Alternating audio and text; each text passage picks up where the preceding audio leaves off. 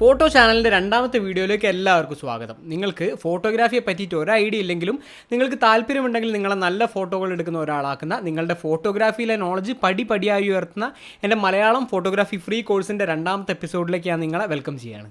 ആകെ 13 എപ്പിസോഡുകളിലൂടെയാണ് ഞാൻ ഈ ഒരു കോഴ്സ് കംപ്ലീറ്റ് ചെയ്യാൻ പോകുന്നത്. അപ്പോൾ നിങ്ങൾ ഇതിൽ ആദ്യത്തെ എപ്പിസോഡ് കാണാത്ത ആൾക്കാർ ആ വീഡിയോ കണ്ടതിന് ശേഷം മാത്രം ഇത് കണ്ടിന്യൂ ചെയ്യുക. ആ ഫസ്റ്റ് എപ്പിസോഡ് കാണുന്നതുകൊണ്ട് നിങ്ങൾക്ക് ഫോട്ടോഗ്രാഫി പഠിച്ചെടുക്കാനുള്ള ഒരു പോസിറ്റീവ് എനർജിയും കൂടെ കിട്ടുമെന്ന് ഞാൻ നിങ്ങൾക്ക് ഉറപ്പ് തരികയാണ്. അപ്പോൾ ഫസ്റ്റ് എപ്പിസോഡിൽ ഒരു ടെസ്റ്റ് ക്യാമറയോ അല്ലെങ്കിൽ നമ്മുടെ ഫസ്റ്റ് ക്യാമറയോ എങ്ങനെ സ്മാർട്ടായിട്ട് തിരഞ്ഞെടുക്കാമെന്ന് നമ്മൾ മനസ്സിലാക്കി. ഇനി ഈ രണ്ടാമത്തെ എപ്പിസോഡിൽ നമ്മൾ ക്യാമറയിൽ നിന്നും ഏറ്റവും നല്ല ക്വാളിറ്റി ഔട്ട്പുട്ട് കിട്ടാൻ വേണ്ടിയിട്ട് ക്യാമറയുടെ പുറത്ത് നിന്ന്, അതായത് എക്സ്റ്റേണലി ശ്രദ്ധിക്കേണ്ട കാര്യങ്ങളും അതുപോലെ ക്യാമറ കേടൊന്നും വരാതെ എങ്ങനെ സേഫായിട്ട് കുറേ കാലം ഉപയോഗിക്കാമെന്നും നമുക്ക് നോക്കാം. ഇത് വളരെ ഇമ്പോർട്ടൻ്റ് ആണ്. ക്യാമറ നമ്മൾ വാങ്ങിയല്ലോ, അപ്പോൾ ഇനി ഇത് കേട് വരാതെ കുറേ കാലം ഉപയോഗിക്കേണ്ടത് എങ്ങനെയെന്ന് നമ്മൾ പഠിക്കണ്ടേ വേണ്ടേ? അപ്പോൾ നമുക്ക് നേരെ വീഡിയോയിലേക്ക് കിടക്കാം. പുറത്തു നിന്നും ക്യാമറയുടെ പിക്ചർ ക്വാളിറ്റിയെ ബാധിക്കുന്ന ഒരു കാര്യം ലെൻസിൻ്റെ പുറത്ത് വരുന്ന ഡേർട്ട്, സ്ക്രാച്ച് അല്ലെങ്കിൽ ഫിംഗർ പ്രിൻറ്റ് പോലുള്ളവയും അതുപോലെ ലെൻസിൻ്റെ ഉള്ളിൽ വരുന്ന പൊടികളും ഫംഗസും ഒക്കെയാണ്. പിന്നെ ക്യാമറയുടെ സെൻസറിൽ വരുന്ന പൊടികളും ഫംഗസും മറ്റൊരു കാരണമാണ്. പക്ഷേ തൽക്കാലം നമ്മൾ ഇപ്പോൾ അത് നോക്കുന്നില്ല. ലെൻസ് ചേഞ്ച് ചെയ്തിട്ട് പുതിയ ലെൻസ് ഇടുന്ന സമയത്തൊക്കെയാണ് പ്രത്യേകിച്ചും ഈ പ്രശ്നങ്ങൾ ഉണ്ടാവാറ്. ഇപ്പോൾ തൽക്കാലം നമ്മൾ പഠിച്ചു തുടങ്ങിയാണല്ലോ, അതുകൊണ്ട് തൽക്കാലം നമ്മൾ ഈ കാര്യം ഇപ്പോൾ നോക്കുന്നില്ല. ഈ എപ്പിസോഡുകളുടെ അവസാന ഭാഗങ്ങളിൽ ഞാൻ ഇതൊക്കെ എക്സ്പ്ലെയിൻ ചെയ്യുന്നതായിരിക്കും. ലെൻസിൽ പറ്റിപ്പിടിക്കുന്ന പൊടി, അതുപോലെ തന്നെ നമ്മൾ ലെൻസിൽ തൊട്ടുപോയി കഴിഞ്ഞാൽ വരുന്ന ഫിംഗർ പ്രിൻറ്റോ അല്ലെങ്കിൽ മറ്റ് അടയാളങ്ങളൊക്കെ നമ്മുടെ ഫോട്ടോ ക്വാളിറ്റിയെ വല്ലാതെ കുറയ്ക്കുന്ന കാരണങ്ങളാണ്. അപ്പോൾ ലെൻസ് കൈകാര്യം ചെയ്യുമ്പോൾ വളരെ ശ്രദ്ധിക്കുക. ലെൻസിൻ്റെ ഗ്ലാസ്സിൽ തൊടാതിരിക്കാൻ പ്രത്യേകം ശ്രദ്ധിക്കണം. ഇനി അഥവാ തൊട്ടുപോയാലും ഒരു സോഫ്റ്റ് മൈക്രോ ഫൈബർ ക്ലോത്തോ അല്ലെങ്കിൽ ഒരു സോഫ്റ്റ് കോട്ടൺ തുണിയോ ഉപയോഗിച്ച് ഫോട്ടോ എടുക്കുന്നതിന് മുമ്പ് ലെൻസ് തുടച്ച് വൃത്തിയാണെന്ന് ഉറപ്പുവരുത്തുക. ഇങ്ങനെ തുടച്ച് വൃത്തിയാക്കാൻ വേണ്ടിയിട്ട് സാധാരണ തുണികളോ അല്ലെങ്കിൽ എന്തെങ്കിലും ഹാർഡ് ക്ലോത്തുകളോ ഉപയോഗിക്കുകയാണെങ്കിൽ ലെൻസിൽ ഓൾറെഡി ഉള്ള ഒരു പൊടികളും കൂടി ചേർന്ന് ഉറഞ്ഞിട്ട് ലെൻസിൽ സ്ക്രാച്ച് വീഴാൻ സാധ്യതയുണ്ട്. അത് പ്രത്യേകം ശ്രദ്ധിക്കുക. പിന്നെ എവിടെയെങ്കിലും ക്യാമറ വെക്കുമ്പോഴും കൈകാര്യം ചെയ്യുമ്പോഴും എല്ലാം ലെൻസിൽ ഒന്നും തട്ടിയിട്ട് ലെൻസിന് സ്ക്രാച്ച് വരാതെ സൂക്ഷിക്കുക. അപ്പോൾ ലെൻസിൻ്റെ പുറത്ത് വരുന്ന പൊടികളും അതുപോലെ സ്ക്രാച്ചുകളും നമ്മളൊരു തീരുമാനമാക്കി. ഇനി ലെൻസിൻ്റെ ഉള്ളിൽ വരുന്ന പ്രശ്നങ്ങൾ എന്തൊക്കെയാണെന്ന് നമുക്ക് നോക്കാം. അധികം കിറ്റ് ലെൻസുകളും ബാരലി എക്സ്പാൻഡ് ചെയ്യുന്ന ലെൻസുകളാണ്. അതായത് സൂം ഇൻ സൂം ഔട്ട് ചെയ്യുമ്പോൾ ലെൻസ് ഇങ്ങനെ ബാരലി എക്സ്പാൻഡ് ചെയ്യുകയും തിരിച്ചുള്ളോട്ട് പോവുകയും ചെയ്യും. അപ്പോൾ സംഭവിക്കുന്നത് അതിന് ഇടയിലുള്ള എയറും ഉള്ളോട്ടും പുറത്തോട്ടും പോയിക്കൊണ്ടിരിക്കും.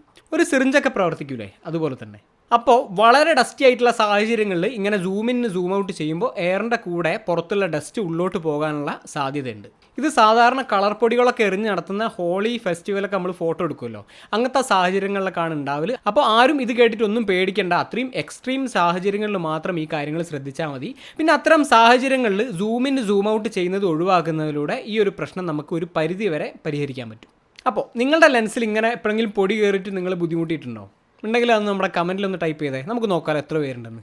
അടുത്ത ലെൻസിൻ്റെ ഉള്ളിൽ വരുന്ന പ്രശ്നമാണ് ഫംഗസ്. സ്ഥിരമായിട്ട് ഉപയോഗിക്കുന്ന അല്ലെങ്കിൽ സ്ഥിരമായിട്ട് കാറ്റും വെളിച്ചമൊക്കെ തട്ടുന്ന ലെൻസുകളിൽ ഈ ഒരു പ്രശ്നം ഉണ്ടാവാറില്ല. നമ്മളൊരു ലെൻസ് കുറേ കാലം ഉപയോഗിക്കാതെ വെക്കുമ്പോഴൊക്കെയാണ് ഈ ഒരു ഫംഗസ് ലെൻസിനുള്ളിൽ ഉണ്ടാവാറ്. ഇനി ഇതിൻ്റെ പ്രധാന കാരണം നമ്മുടെ എയറിലെ ഹ്യൂമിഡിറ്റി അല്ലെങ്കിൽ ജലാംശമാണ്. പ്രത്യേകിച്ചും നമ്മൾ കോസ്റ്റൽ സൈഡിൽ ജീവിക്കുന്ന ആൾക്കാരായതുകൊണ്ട് നമ്മുടെ കേരളത്തിൽ ഹ്യൂമിഡിറ്റി കൂടുതലാണ്. ഹ്യൂമിഡിറ്റി കൺട്രോൾ ചെയ്യാവുന്ന ചെറിയ സ്റ്റോറേജ് ക്യാബിനറ്റുകൾ മാർക്കറ്റിൽ ഇപ്പോൾ അവൈലബിൾ ആണ്. പക്ഷേ ഇപ്പോൾ നമ്മൾ തൽക്കാലം ഇതൊന്നും വാങ്ങുന്നതിനെ പറ്റി ആലോചിക്കേണ്ട കാര്യമില്ല. ഭാവിയിൽ ഒരുപാട് ലെൻസുകളൊക്കെ ഉള്ളൊരു ഫോട്ടോഗ്രാഫറായിട്ട് നിങ്ങൾ മാറുമ്പോൾ മാത്രം ഈ ഒരു ക്യാബിനറ്റ് മേടിക്കുന്നതിനെ പറ്റി ആലോചിച്ചാൽ മതി. അതിന് വേണ്ടിയിട്ട് ഈ സാധനം നിങ്ങൾക്ക് വേണ്ടിയിട്ട് ഒന്ന് പരിചയപ്പെടുത്തിയെന്ന് മാത്രം. നിങ്ങൾ നിങ്ങളുടെ ക്യാമറ സ്ഥിരമായിട്ട് ഉപയോഗിക്കുകയാണെങ്കിൽ യാതൊരു പ്രശ്നമില്ല. ഇനി വല്ല ഫംഗസോ പൊടിയോ ഒക്കെ ലെൻസിൽ കയറിയാലും നമ്മളൊന്നും പേടിക്കേണ്ടതില്ല. ഇതൊക്കെ നമുക്ക് സർവീസ് ചെയ്ത് മാറ്റാവുന്ന നിസാര പ്രശ്നങ്ങൾ മാത്രമാണ്. ഇനി ക്യാമറയുടെ ഹെൽത്തിനെ ബാധിക്കുന്ന 2 പ്രശ്നങ്ങൾ നോക്കാം. ക്യാമറയും ലെൻസും രണ്ടും ഇലക്ട്രോണിക് ഡിവൈസുകളാണ്. ഓട്ടോ ഫോക്കസ് ചെയ്യാനും മറ്റുമായിട്ട് ലെൻസിൻ്റെ ഉള്ളിലും ഇലക്ട്രോണിക് കണ്ടന്റുകൾ ഉണ്ട്. അപ്പോൾ ഇനാക്റ്റീവായിട്ട് ഒരുപാട് കാലം ഉപയോഗിക്കാതെ അടച്ചു വെച്ച് കഴിഞ്ഞാൽ ഈ ഇലക്ട്രോണിക്സിൽ വരുന്ന ഫംഗസുകൾ ഇതിൻ്റെ പ്രവർത്തനത്തിനെ ബാധിക്കുന്ന ഒരു പ്രശ്നമായേക്കാം. ഇതൊരല്പം സീരിയസ് പ്രശ്നമാണ്. കാരണം പലപ്പോഴും ഇത് സർവീസ് ചെയ്തിട്ട് മാറ്റാൻ പറ്റാറില്ല.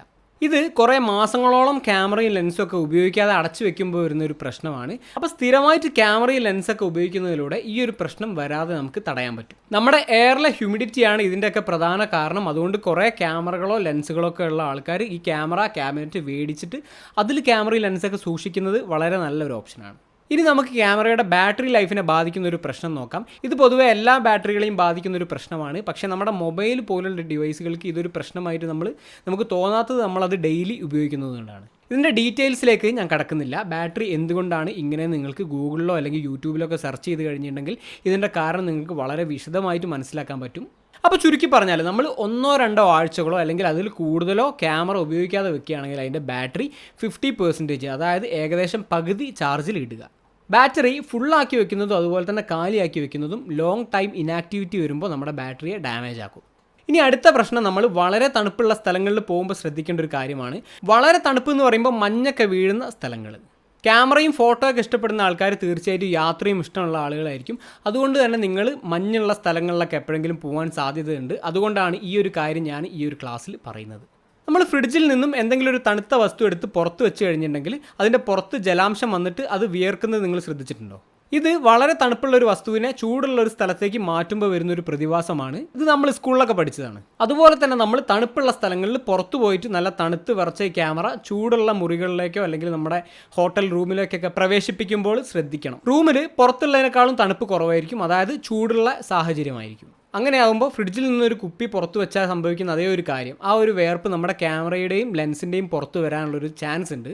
ഇതിൻ്റെ സൊല്യൂഷന് വളരെ സിമ്പിളാണ്. ഒരു പ്ലാസ്റ്റിക് റാപ്പ് എടുത്തിട്ട് നമ്മുടെ ക്യാമറയും ലെൻസും നന്നായിട്ട് കവർ ചെയ്താൽ മതി. എന്നിട്ട് റൂമിൽ വെക്കുക. അപ്പോൾ ഈ കവറിൻ്റെ പുറത്താണ് ഈ ഒരു വേർപ്പ് ഫോം ചെയ്യുക. പിന്നെ ഈ ക്യാമറയും റൂമിലെ ടെമ്പറേച്ചറും തമ്മിൽ ബാലൻസ് ആയതിനു ശേഷം ഈ ഒരു കവർ നമുക്ക് അഴിച്ചു മാറ്റിയിട്ട് നമ്മുടെ ക്യാമറ സാധാരണ പോലെ ഉപയോഗിക്കുകയും ചെയ്യാം. അതുപോലെ തന്നെ ഈ ഒരു പ്രശ്നം മാനേജ് ചെയ്യാൻ വേണ്ടിയിട്ട് സിലിക്ക ജെൽ എന്ന് പറഞ്ഞൊരു വസ്തു നമുക്ക് ക്യാമറ സ്റ്റോറുകളിലൊക്കെ മേടിക്കാൻ കിട്ടും. 100 രൂപയുടെ അടുത്ത് മാത്രമേ ഇതിന് വില ഉണ്ടാവാറുള്ളൂ. നമ്മൾ സാധാരണ ഇലക്ട്രോണിക്സ് ഒക്കെ വാങ്ങുമ്പോൾ ആ ബോക്സിൻ്റെ ഉള്ളിൽ ചെറിയൊരു പൊതി നമ്മൾ കാണാറുണ്ട്. ചില ആൾക്കാർ ഇതിനെ കൂറമുട്ടായി എന്നൊക്കെ വിളിക്കാറുണ്ട്. ഇത് സിലിക്ക ജെല്ലാണ്. ഈ സിലിക്ക ജെല്ലിന് ജലാംശം വലിച്ചെടുക്കാനുള്ള ഒരു കഴിവുണ്ട്. അതുകൊണ്ടാണ് ബോക്സ് ചെയ്ത് വെച്ചിരിക്കുന്ന പുതിയ ഇലക്ട്രോണിക്സുകൾക്ക് ഈ ഒരു പ്രശ്നങ്ങളൊന്നും വരാത്തത്. അപ്പോൾ ഇത് വാങ്ങിയിട്ട് ക്യാമറ ബാഗിൽ സൂക്ഷിക്കുന്നത് നന്നായിരിക്കും. ഇത് സാധാരണ ട്രാൻസ്പെറൻ്റ് ആയിട്ടാണ് ഉണ്ടാവാറ്. വെള്ളം വലിച്ചെടുത്ത് കഴിഞ്ഞാൽ ഇത് ട്രാൻസ്പെറൻസി മാറിയിട്ട് ഇത് കുറച്ച് കളറാവും, അല്ലെങ്കിൽ ഫോഗി ഒരു ഫോമിലേക്ക് ഇത് മാറും.